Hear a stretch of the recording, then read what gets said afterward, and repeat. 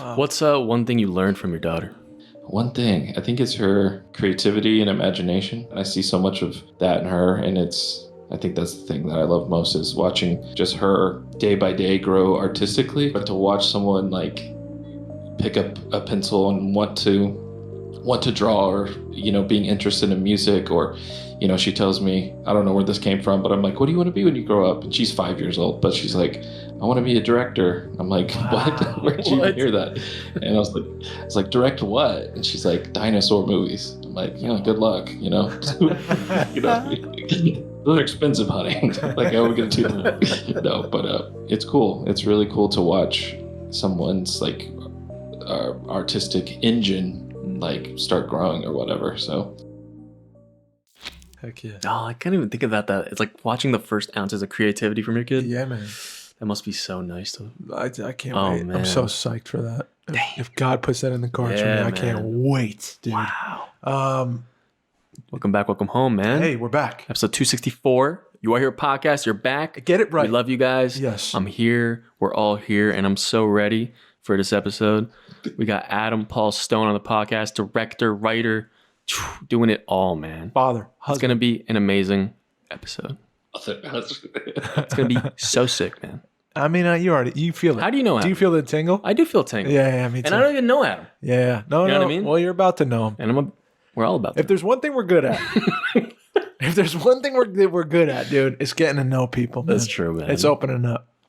Adam Paul Stone, dude, thank you for joining us today. Again, thank you. I can't say it enough. I'm psyched to have you for the next hour minimum. You're locked in. Yeah. If you're listening to the podcast, thank you. Thank you for the Patreon subscribers. Thank you so much. Shout out to the patrons. Shout out to you guys. We see you. We're growing. We got angles. Not today, but we have them. Yeah. We're growing. We're growing. Adam, so you were saying before you met Adam Louder and this other guy, right? And then you found us through him, right? So he was the stepping stone to us, right? Great. Yeah. See? And now you're here. You are here. And that's what we do. We steal. We take people. No, I'm kidding. We love Adam. Yeah, bro. Yeah, I found Adam through TikTok, scrolling, and he would always pop up on my feed. And I was like, I'm going to cast that guy in a movie one day. Mm-hmm. And didn't even know he was in Texas. I just remember thinking that. Mm-hmm. And one day I saw him on a live, like a TikTok live, and I hit him up with a message. I think I had crawled into his comments before that, like, hey, I'd love to cast you. And he just liked it. And I was like, rude. So sounds like him. On that live, I was yeah, exactly. On that live, I was like, hey, I'm in Texas. And I think he was talking about directing on that thing. And I was like, oh, he directs. And I was like, hey, I'm about to direct my first feature in Texas. I would love to talk. And I saw his eyebrows go up, and he was like, hit me up. Yeah, I think he said his email was in the description or whatever. So I did, and we ended up having a video chat, and it went really great, and met up with him for coffee. And that was around the time I think I had a trip planned. So during that trip, I YouTubed him and watched 4 episodes of y'all's show, with him and his wife and him by himself. He had been on several times, so I was able to. He's always looking for publicity, so I was able to dig through all his publicity. Always, man. If the lights are on, Adam's in front of him. He's gonna love that. He's gonna love that. Yeah. Adam, we love you. Man. But I was able to catch up on him and see what kind of person he was before anything else. And then I casted him in a music video that we did over the summer. That was great too. Around that time, thank you. I ended up reaching out and hey, would you want to produce my first feature? And then that's how me and Dave ended up getting connected after that. Yeah, man. It's been great. Holy cow. So, dude, I didn't know that's how it started. That's how it started. TikTok.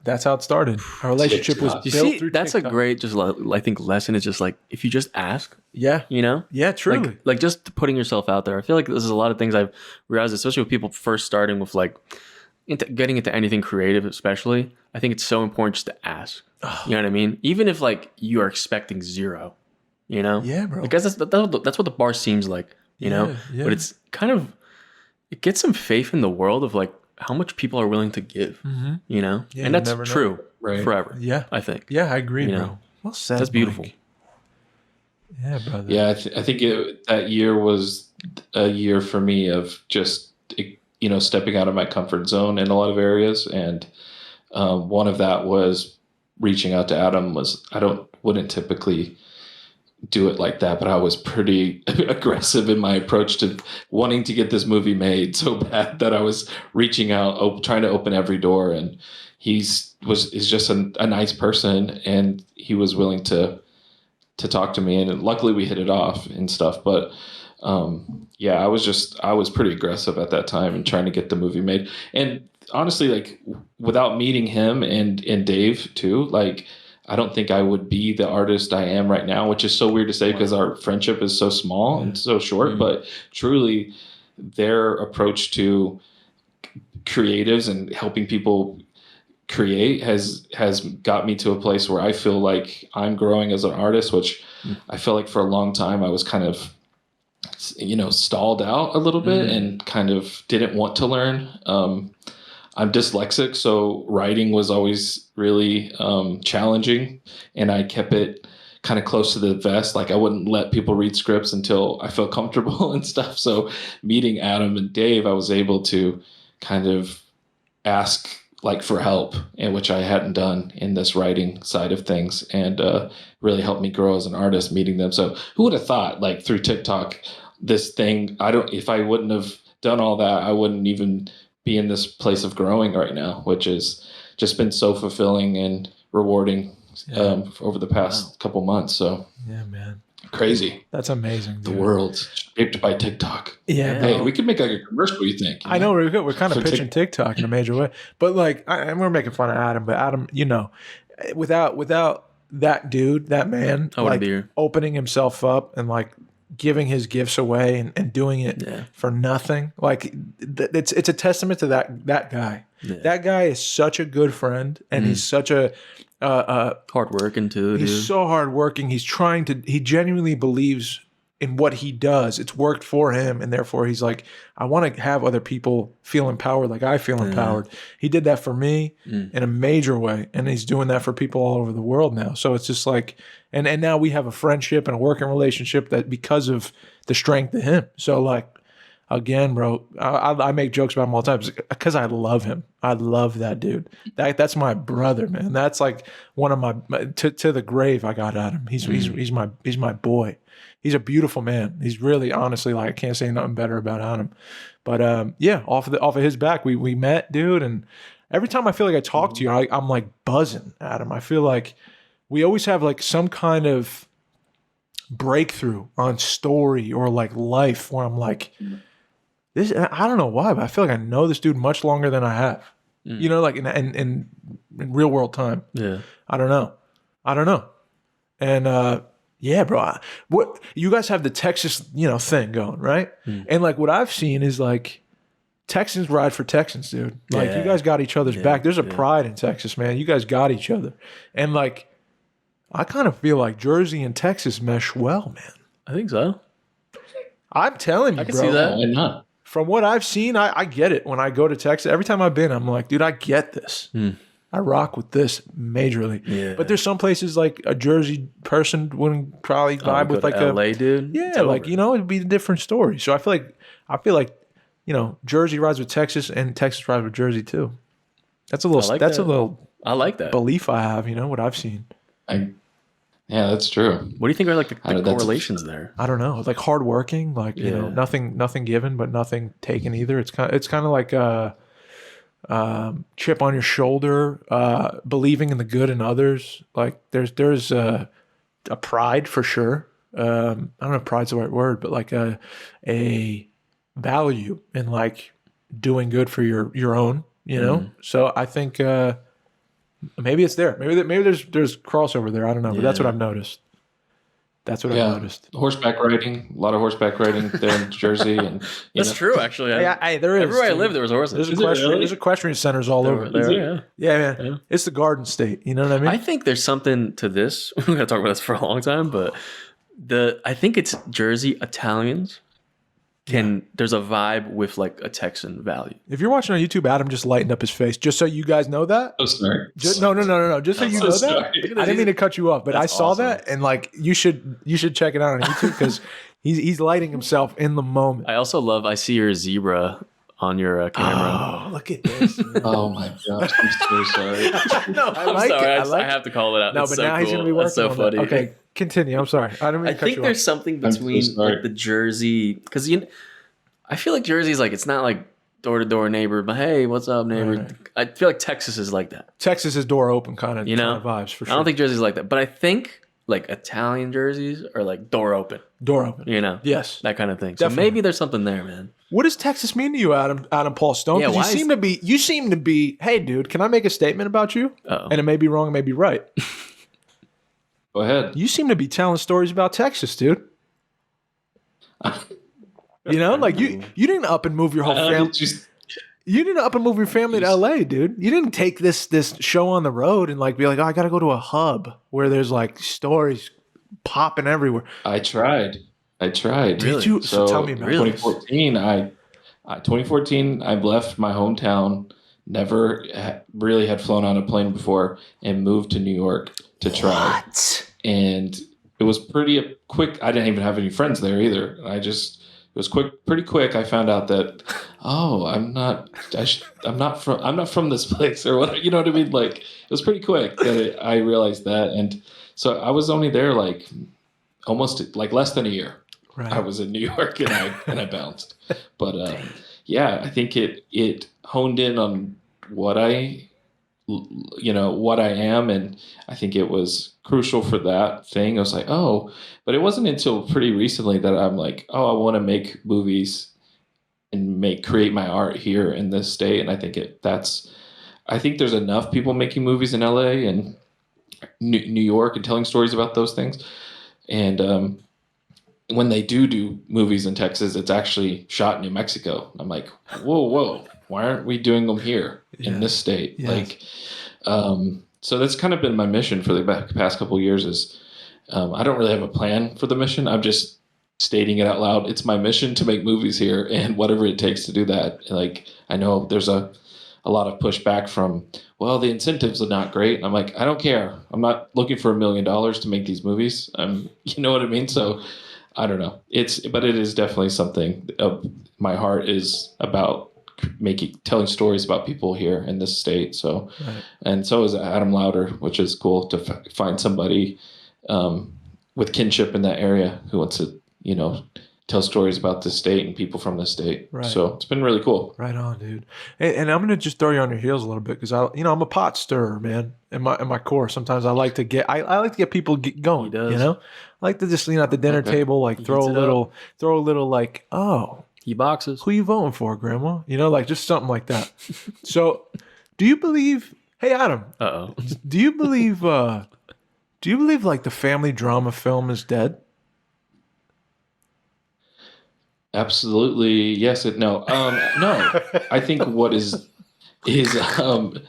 what's dead is the idea that people think that doesn't work. I guess like people just don't think those work, and the people I mean like producers or investors. And what I think is like no one really knows. I think this whole like idea of things aren't working. I'm like, what are we doing to investigate that? Like, what kind of money are you putting into family dramas or even dramas in general to even investigate this claim that you're making about this isn't working? What's not working? You're not even putting money into it. Like, you're dropping money into horror films and thrillers and action movies, and you're not even investigating if family dramas work. Of course they work. I think anything that comes from an artist's point of view, I think usually works. I think when it's something done with a bunch of fingers in the pie, or a lot of people, like a film done by committee, I think that's when it gets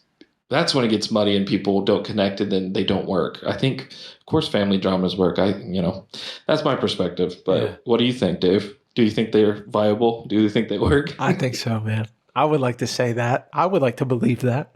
But again, Adam, I don't know. I don't see them anywhere, dude, enough to even think that they work or not.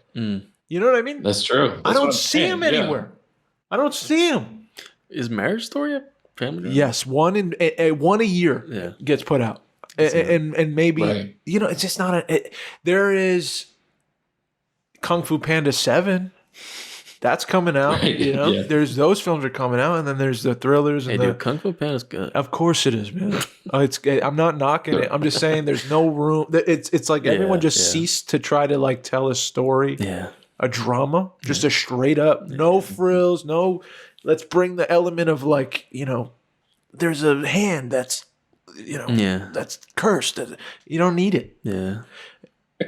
It's stories about humanity enough. Yeah, you know what I mean? I didn't want to knock it, but I didn't even see it. Yeah. But dude, I've been thinking about this recently too. Yeah. You know what? I've kind of been coming to the conclusion of like, I think the average person that comes home and like puts on Netflix, like doesn't think that far, But this is like, I'm getting mad.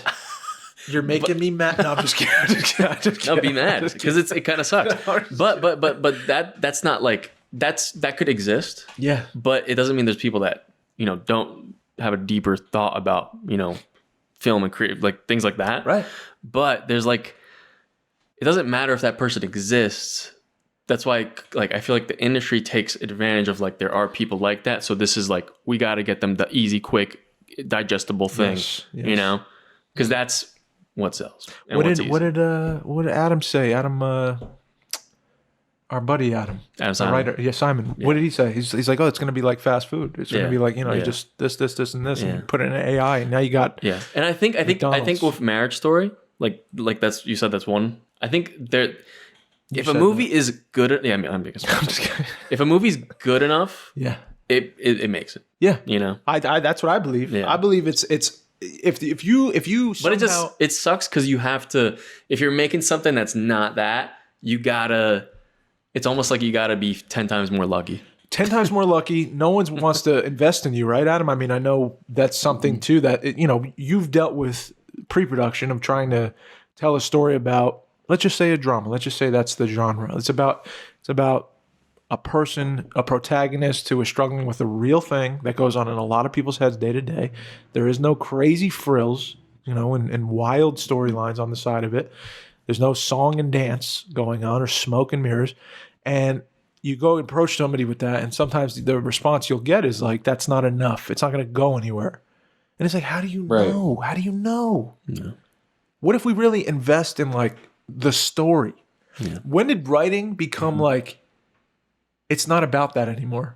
Navigating a film is hard enough, but without a script, it sucks. Yeah. You could put whatever amount of money you want into, it's going to suck. Yeah.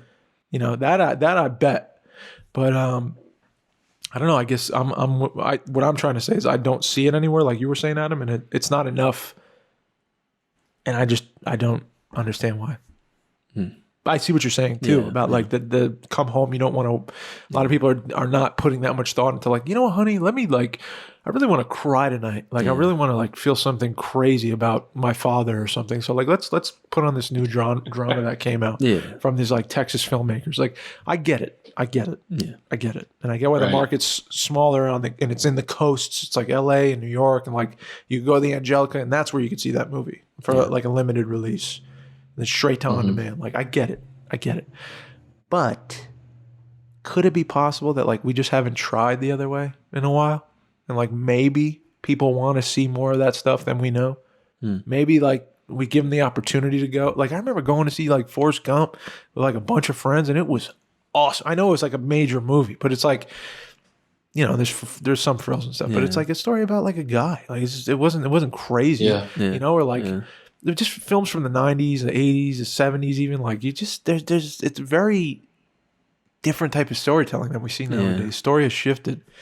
So anyway, Adam Paul Stone, I don't want to eat up all your time today talking in loops about how mad I am about the state of things. I mean, we could go on forever about that. I know, you know what I mean? I know, dude. I want to get into like, because I don't even know this. Like I genuinely want to know why story? Like what story came into your life? Was it like a moment of like being a kid and someone like read you a story or something and you were like, dude, I need to do this? Good question about the story portion. I know where movies came into play for me. It was I think I was in 8th grade, and we went to Blockbuster or one of those kind of rental stores and rented Internal Sunshine of a Spotless Mind, thinking it was a God. Jim Carrey comedy. I was like, oh, this is going to be hilarious. And so I'm like 13, and I put it on, and it was not funny, like in that way, and probably not appropriate for a 13-year-old to watch. But Probably not. I remember after it ended, because I've always been a very emotional person. So after it ended, I thought they made that movie for me, and I restarted it instantly and rewatched it again. Wow. And it was the beginning of like, and I didn't even know what even any of this meant. Like, oh, I want to be a filmmaker. I didn't even have that even in my brain at this point. It was just that moved me, and that was cool. And it wasn't until, gosh, what a crazy contrast. I'm at my grandmother's house, and I rented Rush Hour 2, and the DVD extras had the director Brett Ratner directing, and I was like, those connected like Internal Sunshine, and then that's what I want to be. And it wasn't until I saw like him directing Jackie Chan and Chris Tucker that I was like, oh, okay, that's what it is. Whatever that is, that's what I want. Yeah. I want to be a storyteller. And the writing thing came like a year later. I started trying to figure out how to write a screenplay, and I was like around 17, I think, at that point. Okay. And yeah, that's how it all started. Rush Hour 2 and Internal Sunshine of a Spotless Mind. Can you remember the Kinda first crazy. story that like moved you? No, I can't remember if it was what it could have been, but the thing that sticks out is the Internal Sunshine thing. It was like this. I just remember being in my bunk bed, and we had like 2 TVs for some reason in our room. One that was like higher up for the bunk bed guy, me. Wow. And I remember putting on Internal Sunshine and watching it. And my brothers were like watching a James Bond movie or something. And I was just watching this movie and like just being so moved by it. And like for years, still to this day, I listen to the soundtrack for that movie to write. Wow. Like it's like what helps me. And, I think back in the day, maybe it still does this. iTunes used to track how much you listen to a song. Yeah. And one of the songs on that movie, it said like 20,000 plays because I had looped it while writing a screenplay. 20,000 awesome, plays. I do the So same crazy. thing, bro. Yeah. I do the same thing. But Do it's you interesting. really? Yeah, I do. I listen to music when I'm breaking down a script, if I'm doing acting work, if I'm writing. I always kind of, if I'm alone, I'm throwing music on. I mean, that's definite. But that's interesting at like the point of inception of like a story moving you. That's still what you go back to like kind that's of funny. reignite that artistic Yes, flame, yeah. It like has that kind of staying power still. It's kind of crazy how it does that. It does. And I noticed on this last piece of thing I was writing that you've read, I noticed like halfway through, I wasn't listening to music. And I was like, whoa, why haven't I been listening to music through this? Because that used to be my go-to was listen to music and write. And I noticed halfway through the screenwriting, I was really struggling with this script. And then I turned on music, and it was like all the clogs in my brain had like, like they had clogs in my head or something. And it just like released.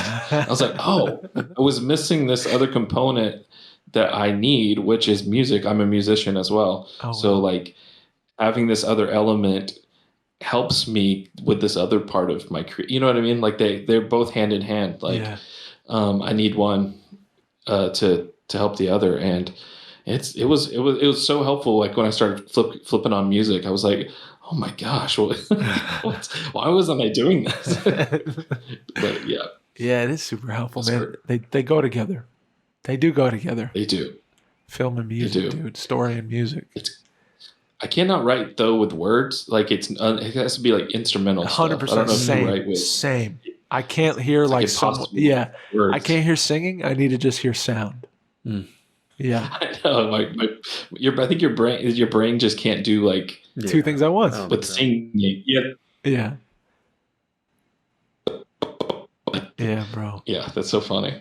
So wow. I wanted to ask. Eternal This is one thing I wanted to ask before we got on here, and then you brought it up. Is you talked that you kind of had like kind of like a limbo stage after like at a point in your career, and like how did you like, what happened there? Because I feel like for me, I had that too. And it always became something where like I've been doing the same thing over and over, or I like lost track of like what I actually want to make, or I don't know. Like, what you said you got out of that? Like, what changed? You know, like what got you out of that? Well, what got me out of it was asking for help. There's a lot of times we can be really prideful, and whether the pride comes from fear and stuff, like it stems, like a lot of mine was fearful. I didn't want people to see that was a fraud, or I didn't know what I was doing. You know, all those like things that are just stupid. Who cares? None of us know what we're doing. We're just all like guessing anyway. You know what I mean? Yeah. So, but I just remember having like, anytime someone, I don't know, it was just, I had all that built up inside of me, this thing. And so once I was able to let go of that, I was able to start the process of learning, growing, and being educated, which I just never, with my group of friends, I had always been the guy that they turned to ask questions for. I can't be the guy who turns, you know what I mean? It's this stupid stuff that we built, that I built up in my brain of like, I showed people how to write scripts. I can't be asking how to write, you know what I mean? But once I let that go, and it was on this drive back from Austin, I called Adam and was like, just kind of broke down, was like, I need help. And he was like, I'm so excited you said that. It's like something you wanted to say or something. Wow. Like, I'm so happy you brought that up. And it was just began the process, and it was challenging. It was we had these like 3 extensive get-togethers that were like around 3 hours long, and it was hard to do. My brain was having hard wrapping around it, because I, for the longest time, was a structure guy, very good at structuring a script. And he was like, I'm not teaching that. That's not, he's like, I'm talking about the element of story and how to do that. And I'm like, what is this? You know what I mean? Like, it's just, what? A premise and just all these things that were foreign. And I was like, I think the first like meeting, I was sort of rejecting a lot of it, and was like, what is this? And then slowly through the times that we'd meet up, I was like, yes, you know, just wanting to eat it all up. And can we meet a 4th time? You know, like whatever, you know, just bugging him so much or whatever. But like, it helped me. It really did. It was like this awakening, a true awakening. And it helped me find that voice that people, I think, had always been asking. I think I had a voice, but it was like, I remember sending my movies out to people, like, this is great. I don't see you in it though. Huh? Wow. What do you mean? You know, like that would happen a lot.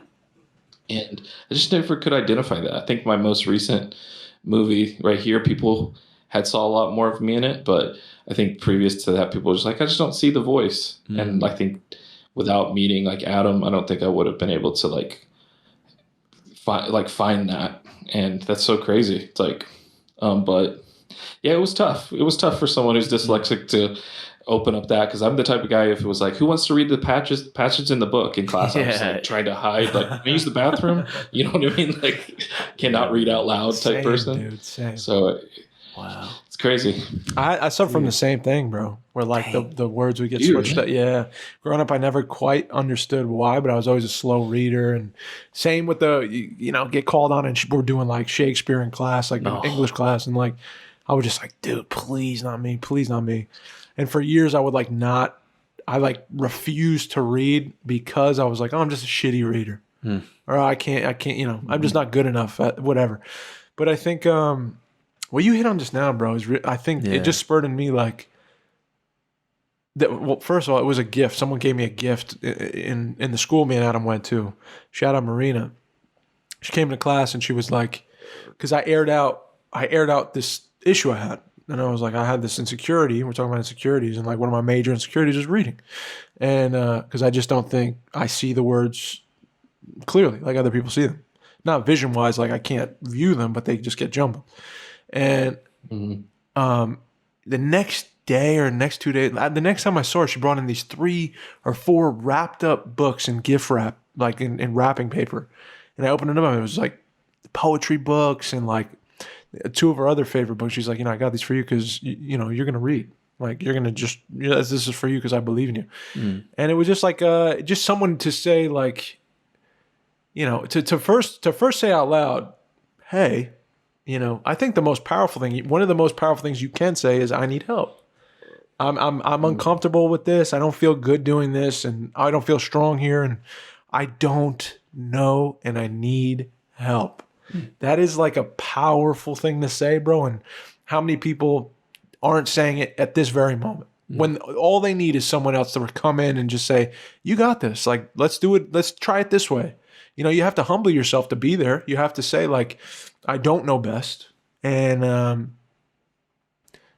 just think you can always learn something from someone. Like, you can always grasp something else that you didn't get from someone. And if you don't, it's a pride issue. It's I know better. I don't need your help. And I need a lesson in that sometimes, you know. I need a lesson in that too. So, yeah, man. I think what you said just like spurred that in me. Like, I don't know, that call, that phone call, that drive from Austin. Like, I don't know. I don't know what I'm doing. I need help. And the fruit of that, you're already experiencing. Like, it's awesome, dude. Yeah. It's a testament to, like, reaching out to your fellow man and just being like, I think I could use some help. I don't know what I'm doing. I really relate to this, dude. I think like surrendering the pride is so hard sometimes. Yeah. And I think growing up, it was always like I had to know what was going on, or like what to do, or like how to do something. And I was always like chasing, like, if I didn't know, I'm like a failure, you know? Right. And shout out to my boy Eric, dude. He you know, I always talked about this with him, is like, he's the first person that comes to mind. He always, like, if he doesn't know anything, he's like, oh, I don't know how to do any of that. So like, love that. And like he said, like, I don't care if I look like an idiot or people think I'm an idiot. It's like, I'm gonna learn way more than everyone else at this point. Yeah. From this point. Right. You know? And I don't know, it's hard. It's hard. The pride is really like, it sucks, dude. But I gotta do that more. Yeah. I think I gotta do that more. Yeah. You know? It's a deadly sin. Yeah. I mean, you won't go anywhere with pride. You know? I think that's a lot of like the plateaus I get at. Yeah. You know? I've plateaued so many times. I think it's just I haven't reached out for, or like being like, I don't know anymore. Right. You know, and this is as much as I can do. Right. And it's sad to admit that. No, but I mean, it's powerful to admit it, bro. It's the thing you need to express. You need to get it out of your chest. Or it makes me sad to admit that. I get it. It's not sad. I get it. No, it's a tough thing to express, but it is, I think, essential to grow. Yeah. You need 100%. You need to be honest about that. And I think kudos to you, man. Yeah, thanks for sharing that. A testament to that, bro. I love it because I see what you do, and it's like you could tell when someone knows what they're doing. Yeah. You know? Like that you got. I don't know immediately. Right. I looked, I'm like, he knows what he's doing. Right. You know? And I just saw, he's saying, like, with the right, I need help here. And now he's receiving it and changing. And just getting better. We're getting more of the unique one-of-one person that was put here to, like, express his voice now. Yeah. And to say something. That's when you can move people. That's when you can do what Eternal Sunshine of a Spotless Mind did for you in the bunk, in the top bunk. That's true. That's what it is. Yeah. So now we have a clearer way of getting that voice out. And it's just like, dude, that's what excites me. Yeah. That's what excites me. Like, and shout out to that person that said they didn't see that thing in you, in your movie. Because I think that's a good thing. Someone to just say that outright. Stunned to hear that. And I love that. I'd be pissed. Yeah, I'd be like, hey, but I'd be like, of course, yeah. That would push me. Yeah, it was an old boss. Wow. There you go. Old boss. There you go, man. Wow. I sent him the movie, and he was like, "Yeah, this is great. Just I don't see you in it." And I'm like, "Huh?" Because it's not like an insult or a compliment. It's just like what do I even feel from that? Right. You know. Yeah, there's never going to be another Adam Paul Stone after this or before or whatever. What did that make you want to do that comment? Yeah, man. What happened? I just ignored it, at that time. Just like, what does he know? I think it was similar to like what Katie, Adam's wife, said too. She read the first version of my feature film and she was like, yeah, I don't really know what you're trying to do with it. And it was brutal. Yeah, I invited Adam and Katie to an Airbnb for a weekend, and I thought, funny enough at this point, but I was like, I packed up my camera. I'm like, we're probably going to shoot some test footage. And the whole weekend ended up turning into like this brutal thing where it was like, what is your movie about? And I was just like, wait, what are we doing? It was just like this totally different perspective on what I thought this weekend was going to be. Because like, as my wife always tells me, you have a lot of yes men around you for years. You've just had people that I would send a script to and they say, looks good, or can't wait to work on it. It wasn't like challenging me. Yeah. When I met Adam and Katie, that's what a lot of it was like, we want you to do your best, so we're going to challenge this thing. And it was literally like an ambush feeling. I remember my face got red during it, like embarrassment, and also like, and I think it was just so hard to like go through that, but it was so necessary to go. It was like a part of the process of like, what? I thought I knew what I was doing or whatever. I don't know. It's just all that pride stuff like I talked about. It was a really brutal weekend for me. But it was the beginning stages of like sort of healing this part of me that, and yeah, it was crazy. So she also said it too. She was like, I don't really see you in it. Like, I don't know what you're going for. And I don't know. So I think it was a lot of tough love, to get me from, I don't know. That's what I'm saying. I'm so thankful for meeting Adam and stuff. I think it was just so beneficial to my artistic stuff. I think I would have just been writing the same, living for the glory days or whatever, you know what I mean? Like this thing that's like, who cares? But like, I truly just want to be good. Like, I know I can't ever be great or perfect. I just want to move people. And to do that, you have to write from the best part in. Like, I wasn't doing that. I was writing for something else. I was going for like, well, what's the easiest way to achieve it? Or, just these other things that I wasn't actually truly being the best version of me. Right. And through them, I found that. Crazy. Dang. Or the process of finding it. I think it's still happening. Yeah, of course. But it's going to keep happening. It's never like you got a hold on this thing. You never have just a hold on it. Never. It's never going to be like, I've arrived. Here I am. Yeah. The great artist. Like, Exactly. I swear, man, it just never exists. But in moments, you get like, when you work a certain way where you can. I remember being on set, dude, and being like, on Wayward, and being like, wow. Like, I'm not pushing for anything. Like, I have zero concern about how this is being received. I don't even know how I look or sound or what's happened. Like, I was so present. All the work had been done. I threw it out the window when I got there and worked in the way I always said I wanted to work.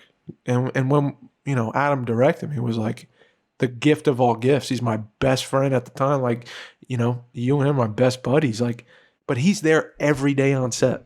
Like, and we're driving home in like a rented van. Like, and I'm just looking at him like, I don't know what's going on. And he's like, trust me, we're good. I'm like, good. It was like the coolest shit just to be like, wow, all that work. And like that kind of, with that kind of intent of like, let's do it this way. Let's try it this way. Let's give everything we have to this thing. And then like you get a moment of like, this is incredible. Like, this is incredible. And then afterward, it's like, I don't know what I'm doing.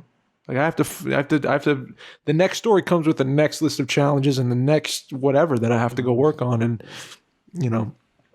that's always like when I'm like, I'm an imposter. I don't know what I'm doing. And then I have to go figure out a way to like understand my doings and fill it with me and open up. And now I have a way of doing that. And I'm going to learn something from someone else in the journey of it. And it's always unfolding. It's like jazz. It's happening as we go. You can't prepare for anything there, Man, some of the best moments of that thing were like me and Adam, like, that's my boy. I can't say that enough.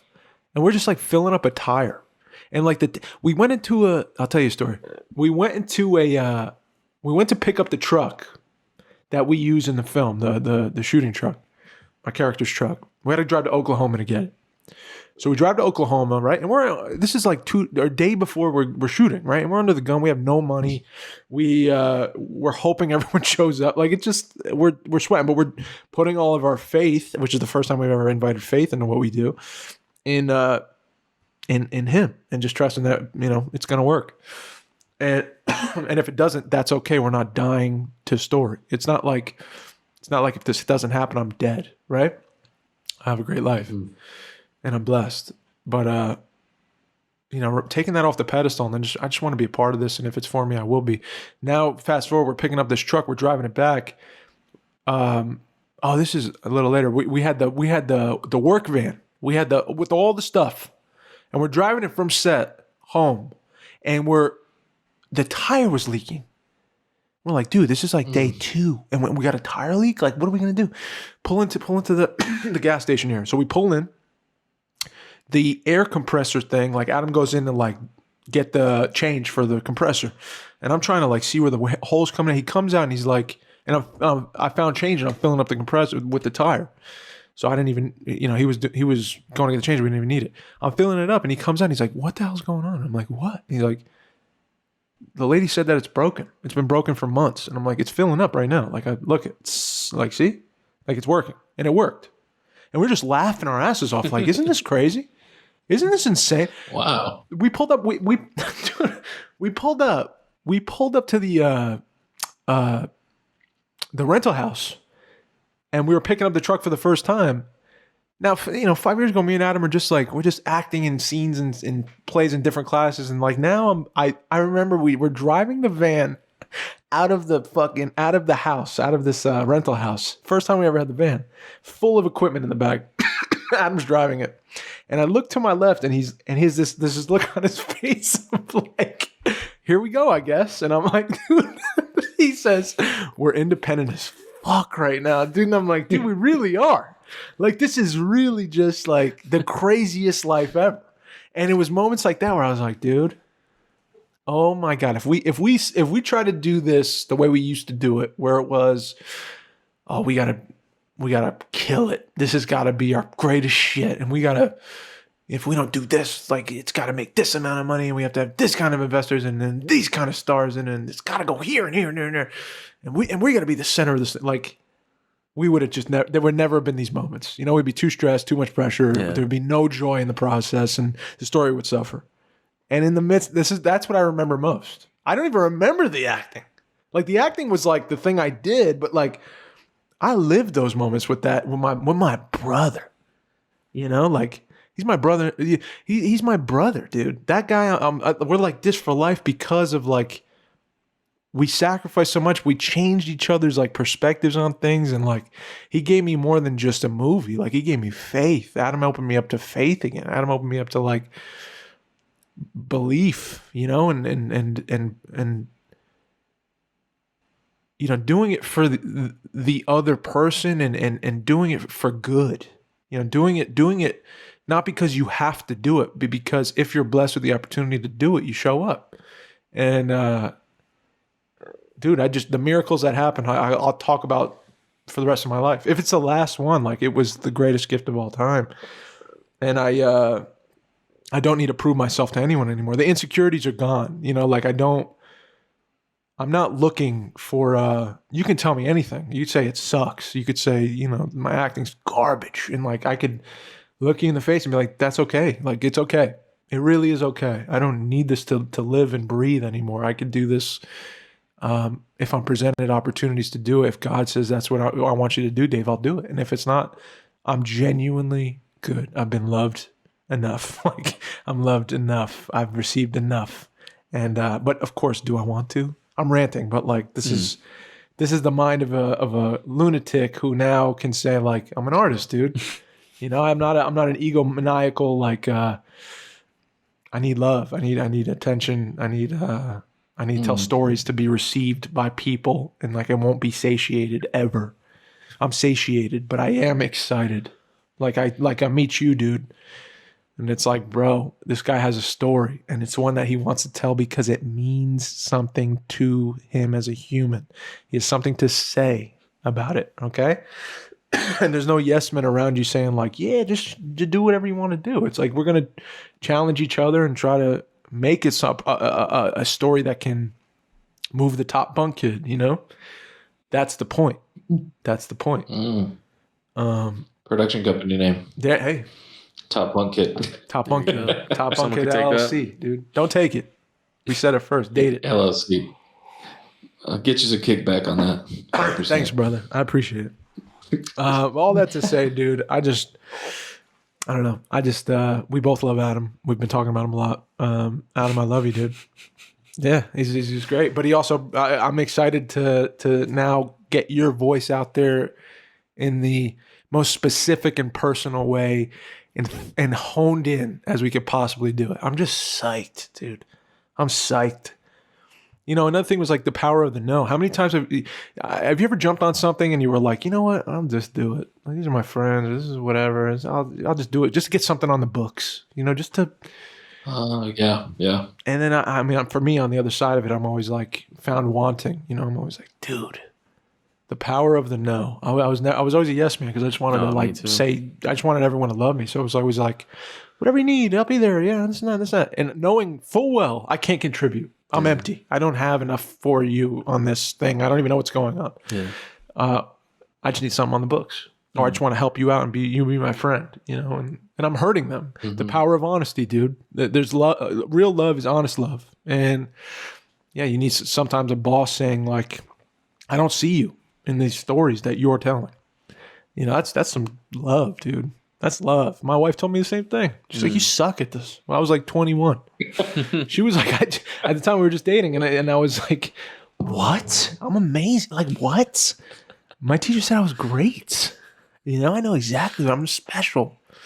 I am special. We're all special. But like, dude, I needed to hear that, dude. She like literally diverted where I was going in my life and put me on a different path. And I would not be able to do what happened on our last thing without her. Yeah. I would have stayed the course, not hurt anyone at all, said, I know what I'm doing, trust me, and sucked.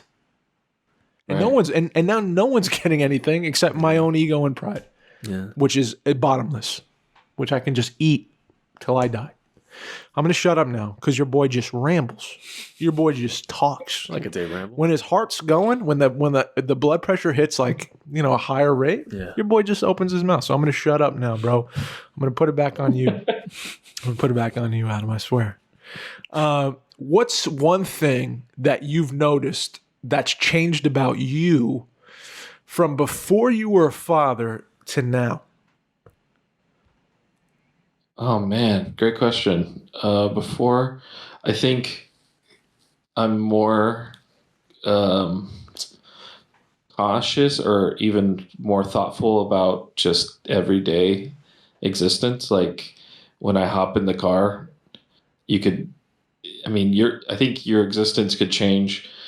Like getting in a car wreck could change a lot of things, but I think even more so somebody who like her life could be changed forever just by getting in the car. If I got in the car and something was to happen, everything and those thoughts are constantly, and it's not great, but those thoughts do constantly go through my head. Like I go on these pretty dangerous video shoots sometimes where people have guns and stuff, and like think like, wow, what if this is it for me? Like what will she remember about me? Or like what will they tell her what kind of person I was? Or so those are the thoughts that go through my head a lot, and they're not great to think about. But those are things that definitely have changed, is thinking about the impact that you have on the world and her, and what will she remember. And so I'm constantly trying to be the best person I can just for her. And it's tough, you know, because sometimes you sometimes don't have great days. You know what I mean? Yeah. Like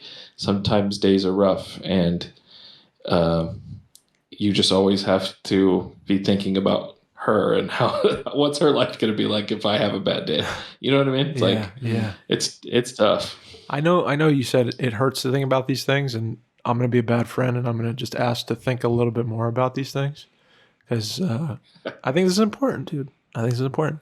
What are, you're saying like, how would she remember me? Like, what are some things you hope how she would remember you? Like, what is something you hope she would think about you and remember?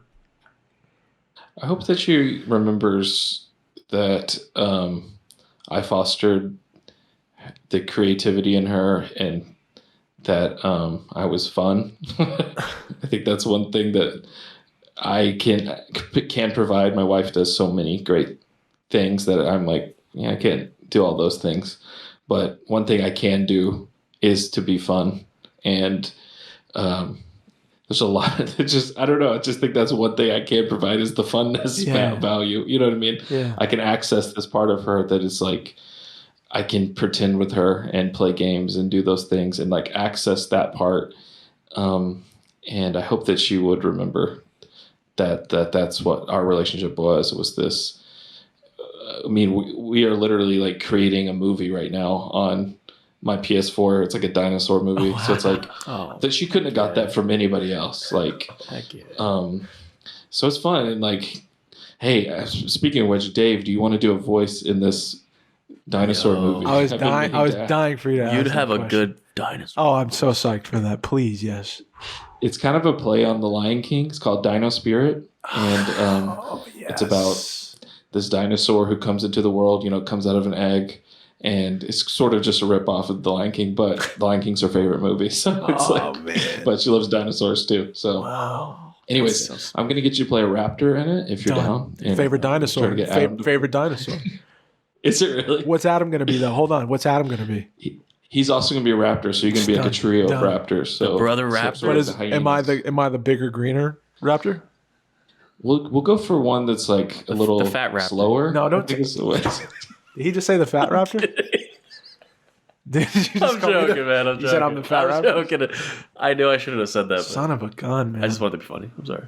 Oh, like, how dare you? It's just hard to get. You're the buff gun. You know, You're this the buff part, one. you know, the part just above the, it's hard to get that off you. That's all I'll say. Okay?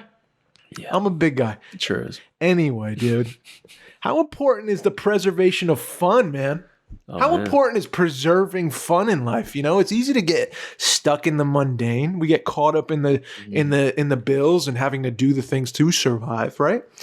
But how important is creativity? How important is enjoyment? You know, finding joy in your day. And my man here is being a great father by trying to preserve that. So, Adam, can you speak on that? Like, what does that mean to you, this stuff? It is something I've actually thought about because I think in the roles of a marriage, you could have somebody who's more teaching about spelling, which I wouldn't be great at, and learning and all these other abilities. But I was always like, I think I am the yin to the yang to this because I'm can do this other aspect of her life, which is having creating the thing that's like, I'm going to foster your creativity and hope that it, continues through your whole life. So I have actually had these deep thoughts about like, I think one person in this relationship can do all those things that I can't do, which is all the things my wife does so well, but I can provide another thing, which is fun, which like you were saying, like it is so necessary to have fun. I think, we can get so stuck into just the mundane, like you're saying, but, I can be there and just be silly. In probably not the best times too. I can be that way.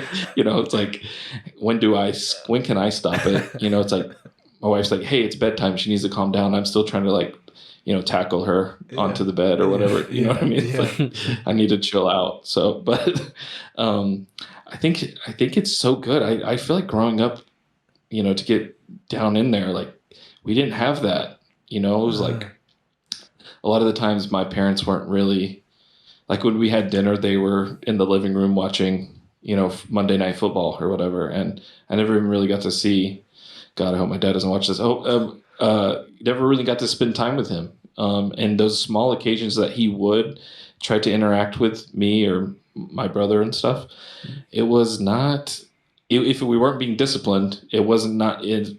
And if it was fun related, it was like I wanted to hold on to it forever. Mm-hmm. And I even still find myself doing that too. Like he'll call me on the phone, and those conversations will be like 3 hours, and my wife's like, "Why were you on the phone for 3 hours?" I think it's like me just trying to hold on to something. It's like, oh, he wants me. You know what I mean? Like he wants to reach out to me, so I'm trying to hold on to it. It's like 3 hour phone call about what? I'm like, I don't know. He talked about himself for 3 hours. He didn't even ask how I was. You know what I mean? Like. It's just so strange. I think the parent needs to do these things because if they don't, they become adults who have these weird issues. Mm. When like it doesn't matter what you do. I might got a phone. I'm having the phone now. Yeah.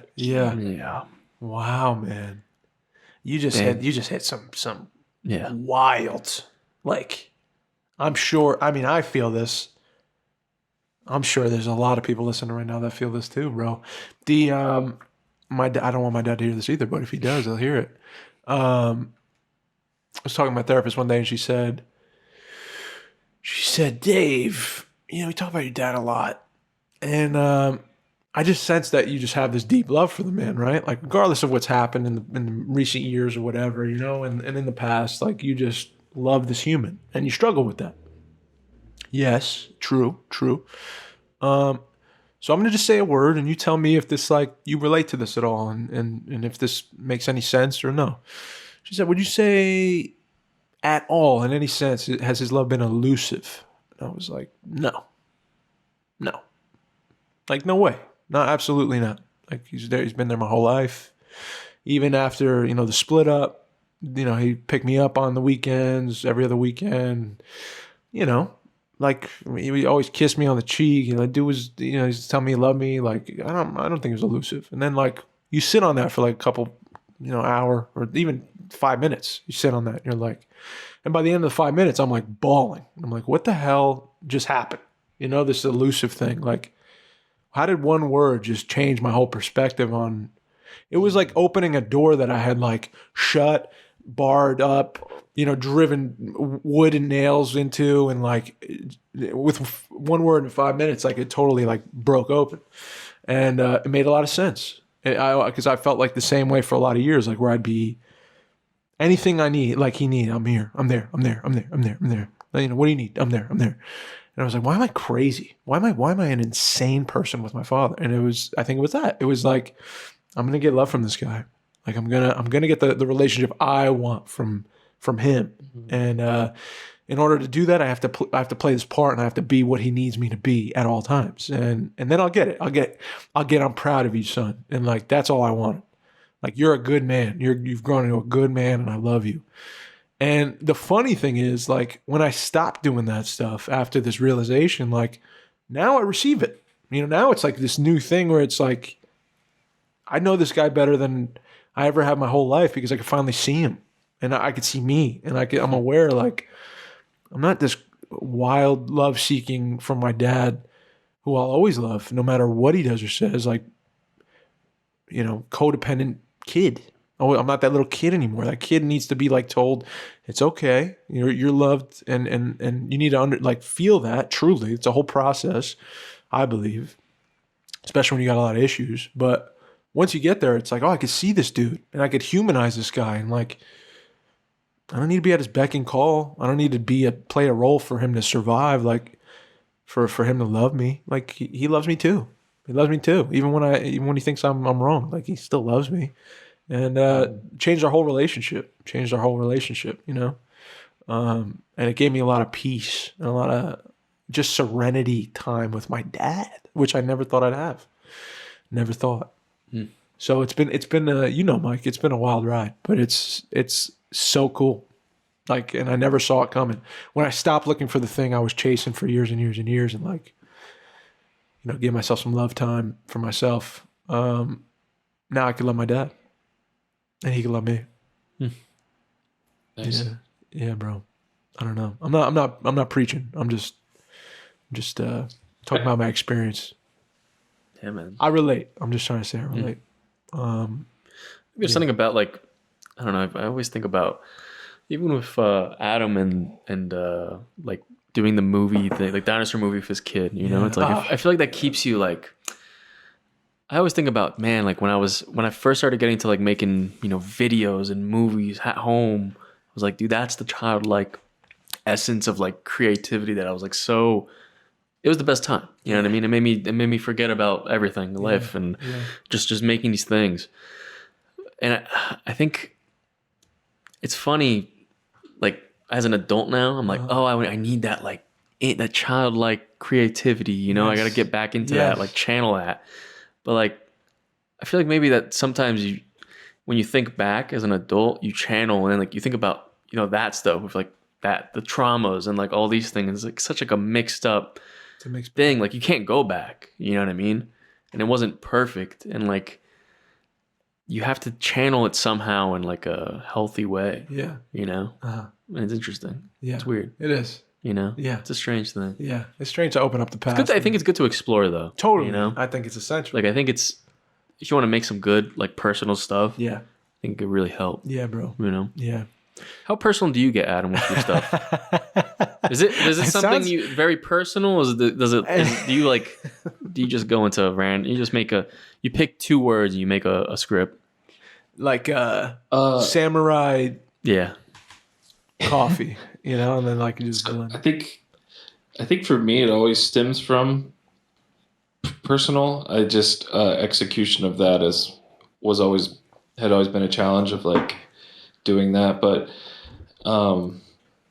yeah, I think like for like this movie, it's called Just Like a Butterfly. It like started as a horror movie. Was the original script. Really?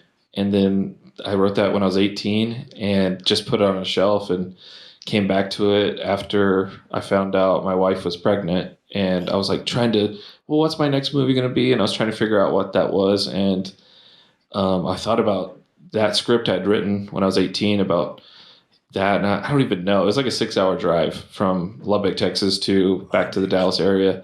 And I was thinking about it, trying to unravel this idea. And I was like, do I want to do a horror thing? And it's not really on my heart to do stuff like that.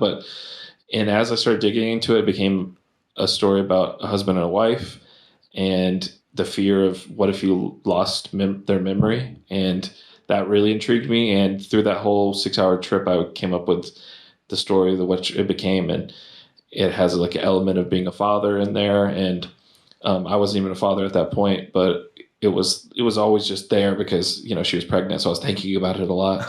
And once we shot the movie, which was a little bit after COVID, God was just it felt so real. And I felt like the most connected I had been to something I'd made, where I don't like when it comes on, I don't have to turn away, or when I'm at a film festival and it plays, I don't have to leave the room because I was so embarrassed. You know what I mean? Like being at these things where you're like, oh, I can't even be in the room. I could actually sit there and watch it with people because I felt like it was doing the thing that I wanted, which was move people. And yeah, I think a lot of that was connecting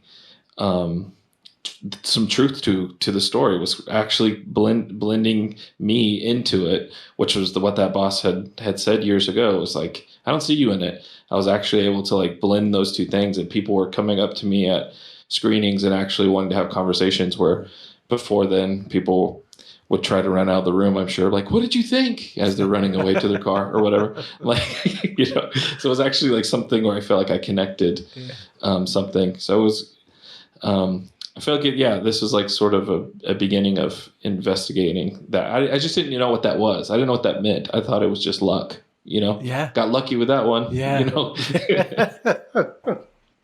Dude, just rolling the dice every time. Like, hope this one moves somebody. Yeah, man. I relate to that too. That's such an honest thing, bro. And I think not a lot of people understand.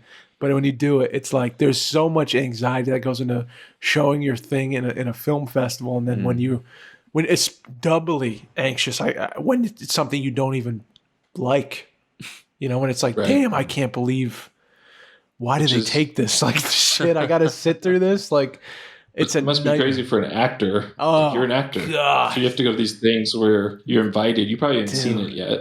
And so you go to it and you have to sit there and watch it. You're like, oh my dude, it's a whole thing. It's a whole thing. There was like times where I was sitting in there and I was just like, I can't. This isn't for me anymore, man. You know? But then like with like Rose Garden and the other thing, like with I'll Meet You There, I was like, oh man, I feel good here. Like I feel good here. There's things I want to change about them both, but like there's I love them. And I'm glad I was a part of them. Adam, what is like, you know how like people say something to you, kind of like what your boss said, and it's like, that wasn't quite advice. It was just like an observation, right? And it was an honest observation and it changed your life. What's a piece of advice maybe you've been given or something that someone told you about life that stuck with you, dude? That's something you carry. Golly, such a big question. I don't think anyone has said anything so profound where it like stuck with me. It's more about behavior stuff, just seeing people behavior, being kind to others, I think is really, so my great grandmother, I was very close with. Her name, I called her Momo. She was just this she just loved people and like loved her grandkids and us, her great grandkids. And I think about her every day, think about the kind of person she was and the human she was. And it's weird that I just want to make her proud. It's like, how? Like, I don't know, like looking down, hopefully she is type thing. But she was just a good soul. And I think that's what I got from life, is like, just be good to people, and how do you do that? And I think it's just chasing kindness. And I don't know. She also, I think, was really honest with people, and I think there were people who did not like this like raw honesty from this old lady. So I think that is something I wish I had a great skill set at. It was like being brutally honest. I don't know about brutally honest, because I think that could be taken wrong. I think just being honest when you need to, because I think there's so often the times that people will, like, let's just say, for instance, someone comes to you with like a movie, like, what did you think? I think if I was to be actually helpful and a good friend, I would be honest. But in those situations, I'm usually just like, looks good. You know what I mean? Looks good. But I think my grandmother would have been honest. Yeah. And have been like, yeah, that's horrible, or whatever. Yeah. So I don't know. That's somebody I really think about a lot, and like who she was. And that's just such an important figure in my life. And I don't know, just can't wait to tell a story about her one day. I think she ended up in one of my scripts, and we've like shot a movie in her house at one point too. So I've done everything I can to infect her into everything I do. Because it's so strange. I think about this a lot too. It's like, she was a great grandmother. I saw her, every opportunity I got, even as an adult, trying to make my way down there to spend time with her. And I think the reason is because she gave us and myself the freedom to be kids. If this, you know what I mean? Like, a lot of times kids have to act like adults in situations or whatever. Like, we just have the freedom just to play. You're either getting in trouble for being a kid. Like, for instance, like one time kicked a sprinkler and it like sprayed everywhere. And my first thought was like, I'm dead. Yeah. I'm going to be, so instead of being like, you're a kid, you're going to kick a sprinkler, which that's how my grandmother would have treated the situation. But like, say for my father or my mother, it would have been like, I did everything to like get the water from not spraying into the sky. You know what I mean? Like, putting buckets over it or whatever, because I was so afraid of getting in trouble.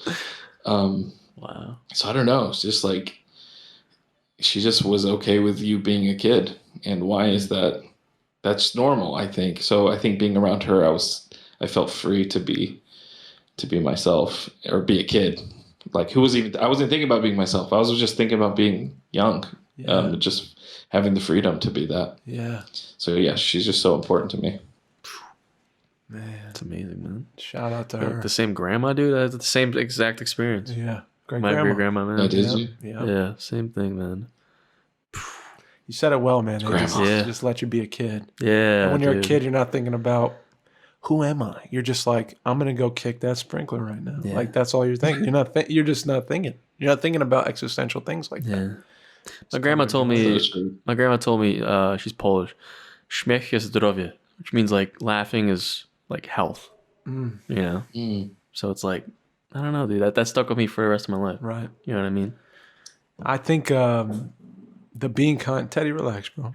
The being kind thing stuck with me because my mom loves people. My mom is obsessed with people. She's like, she just loves studying people, and I think I relate to her with this. And she's always kind at every opportunity.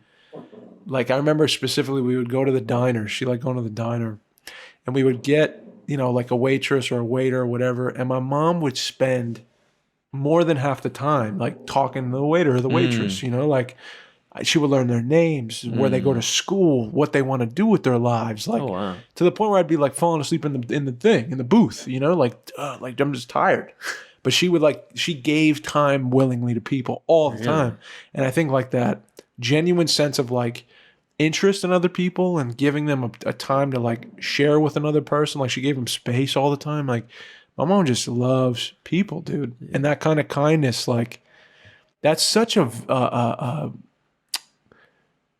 value, like that can be easily lost, you know, when you're after something, when you have goals and when you want to just accomplish things, to like forget that there's people even around you. And I think that kind of lesson, you know, through behavior, through seeing it happen, not being told, be nice, but like seeing it actually happen. Like a kid learns from watching what you do. They're always watching, right? And they're going to pick up on those things and they're going to take them into their adulthood. And yeah, we just watch her be kind to everybody, dude. Homeless dude would show up at her she was a hairstylist. She had a little salon, and she would, like a homeless guy with his dog, he would just show up to her shop every day. Like, right? He would stop at the 7-Eleven and come over to the shop. And we knew his name. We played with the dog Sparky. It wasn't about the, you know, other people, shop owners probably be like, get out of here. My mom would like cut his hair, and like she would take me to the nursing home to like cut the nails of the elderly and like, you know, massage their hands and like hear their stories and stuff. And dude, like I'm who I am because my mom is who she is, the way she behaved with people. And yes, I'm realizing now thank God my mother like instilled that in me, dude. I like that about, I like that about myself. That's a new thing. Let's go, man. I don't really say that much. Let's freaking go. I like that about myself. Let's go, Teddy. Thanks, Mom. Let's go, dude. Man. Very cool. Very cool. Hey, dude. That's awesome. You're your podcast. You were here podcast, baby. Are we at the end of the show? Way over than an hour. Is it? Well, yeah. Wow. Okay, Adam. I don't want you to just go. I know. We gotta have him say something. Well, I just want to see is Teddy, relax, brother. Is there anything that he's trying to lick the microphone now? Is there anything that you would like to give to me and Mike or anyone who may be listening right now? Is it a financial contribution? No, not gift in a sense of Patreon, financial. tier 3? Yes, it's tier 3. I mean, we are accepting tier 3 Patreon members.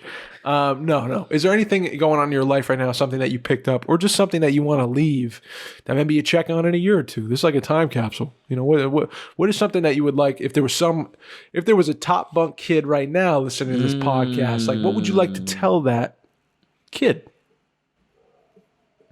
I would say stay a kid as long as you can, to be creative and be kind to others. I think those things that I feel like I lost through those years is like just being a kid kind of gets lost on us.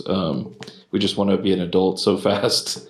So I would say just if there's a top bunk kid out there, just have that, or even if you're an adult, have that childlike spirit about you for forever, and be a kid as often as you can. I know it's not viable all the time, but I think it's something that we all need to strive to do, finding that childlike spirit and creativity, and also being kind to anyone we encounter, no matter the situation. I think kindness is definitely needed in this world more than ever. Maybe not ever before, but definitely always needed. And it's something that I strive to do every day, is just be kind to others. And I think it does affect people, because I hear it all the time. Like I go to, weddings or video shoots or whatever like that, and you hear from other photographers or whatever, like, wow, you're just so kind or whatever. I'm like, what, do you encounter the opposite? Like, yeah, I've been to weddings and these videographers are horrible, or like shooting music videos and people are like, the last director was so rude to everybody. I'm like, why can't we just be kind to people? Like, why is that so hard? Like, so I think if we just chase that dragon more than anything else, I think we'll have a nicer world, a kinder world. Yeah. Hey, I like you, dude. I like you a lot. And I'm glad we met, man. I get it now. I'm starting to understand. I'm starting to really I swear, man. I'm speaking from the heart, man. I'm glad we met. It's the beginning. Yeah. No. This makes a lot of sense to me. We're gonna bring kindness back, ladies and gentlemen. Thank you, Adam Paul Stone. Is there anything you want to leave me and Mike with? Anything you gotta wake us up to, bro? What are we doing wrong? I think you guys could work on like doing more episodes. Like you guys will only have like what 200 and something, right? 264. Or was it 500? 264. 5 years running. Y'all been doing 20 since 2018, I think. Somewhere Right. in there, It's been a 2019. while. It's been a while. Dude, think about it. 500 episodes? How old are we going to be? We're gonna be old, man. Double this. Oh my god. I think y'all could probably do some more. I think you can do like 2 or 3 a week. If y'all really We should want do a it. Guinness World Record for the longest running podcast. We should do it. No, we would never win. No, we So it's too late. We're too late. No. Yeah, there's like a 16-year-old that already, or 5-year-old. No, probably we got started. this. All right. I think Bill Burr's got like Yeah, been doing exactly. it since, Bill like, Burr's He'll got stop. 6 or 15 something. years. Yeah, bro. We'll see, bro. That's shooting high. But hey, good idea. Thanks. Thank you guys so much for listening to the You I Heard podcast, episode 264. Look at your Adam shoulders, Paul Stone, dude. my Hold on. guy. I just got to give you props. Dude. No, because you're getting swelled Thanks, up, man. and I got to give Thanks you props. a lot. Man. You Shout look out to the Patreons, patreon.com/You I Heard podcast for supporting us. It's the best way to support us, and we got behind the scenes footage of our live interviews. Yes. We talk a lot of crazy stuff on there. Crazy So if you want to get on there, you can really We had an listen to us. Albanian man that we were trying to direct in the right direction. We And still don't know what he and was talking about. He didn't speak English. It was so. like 45 minutes. It was awesome. Trying to help him out. But I still don't know what block means. block. Block. I don't know. But hey, that's it. That's it, bro. good. End of the pod. My name's Mike. I'm signing out. My name's Dave. I love y'all. Please be kind to yourself. Please be kind to one another. Adam. Goodbye. Goodbye. Goodbye. Now I gotta really do it. Dave, you have to. Don't look behind you.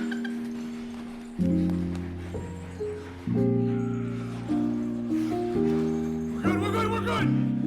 Yes. I don't want to look at this anymore. Oh my God, you're a bitch. Fat bitch. You kick rocks, man.